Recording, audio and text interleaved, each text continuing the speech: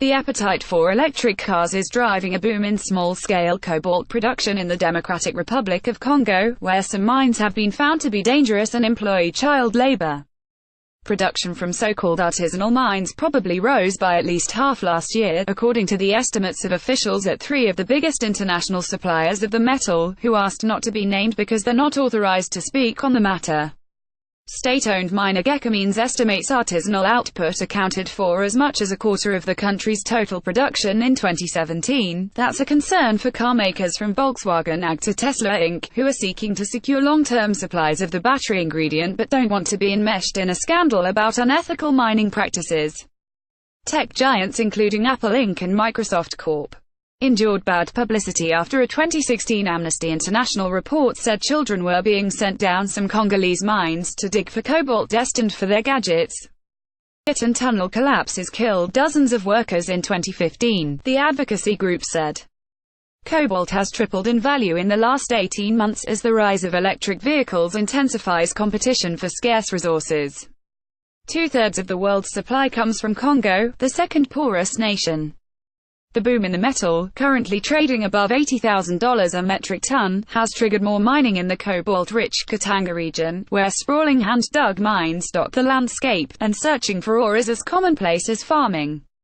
Production rebounds. Congo's overall cobalt production fell in 2016 after a crackdown following the Amnesty report, but it rebounded last year.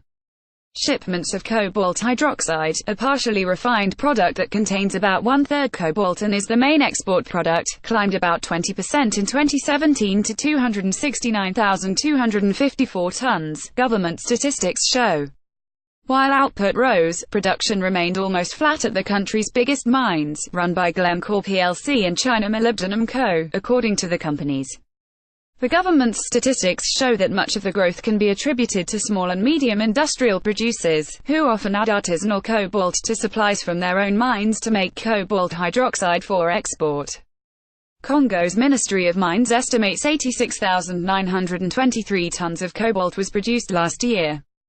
There are no exact data on how much of that cobalt is produced at artisanal mines, but the figure is about 13,000 tons higher than the output reported by the country's industrial operators and published by the Chamber of Mines this month. Smuggled out. In addition, the state's own mining company says ore worth billions of dollars is being smuggled out of the country.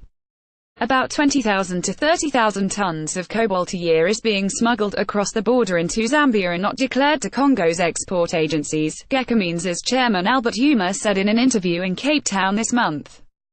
That amount would be worth as much as $2.5 billion at today's prices. The three suppliers who spoke to Bloomberg estimated Congo's artisanal output at 10,000 to 20,000 tons last year. It is not in our interest, Yuma said. If we really want to benefit from cobalt, we need to progressively move towards economic integration and stop the artisanal production. For more on electric cars, check out the Decrypted podcast.